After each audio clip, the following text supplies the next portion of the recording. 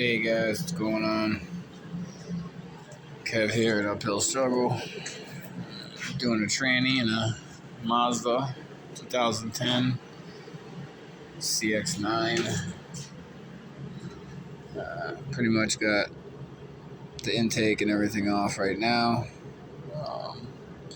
Tranny bolts are kind of hidden back there in the corners underneath the water pump and well, not the water pump, but I guess the intake for the water, for the coolant where the thermostat housing is.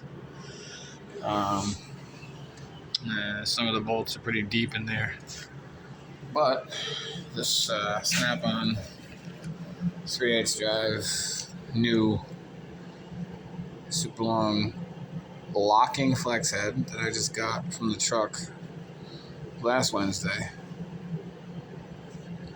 actually is amazing for it because it gets right in there and you can lock the head and it reaches in perfectly. This camera really sucks still. I mean, I know you guys said to shoot it in portrait, but my cell phone doesn't let me shoot in portrait, only pictures.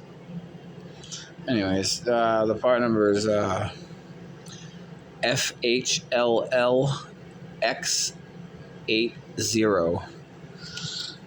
It's a very good 3/8 drive.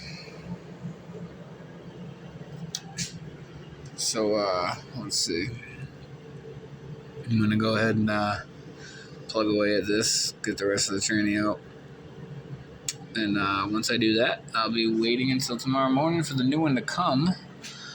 And I will redo the toolbox tour, guys. And actually open the boxes and go through everything. So, be ready.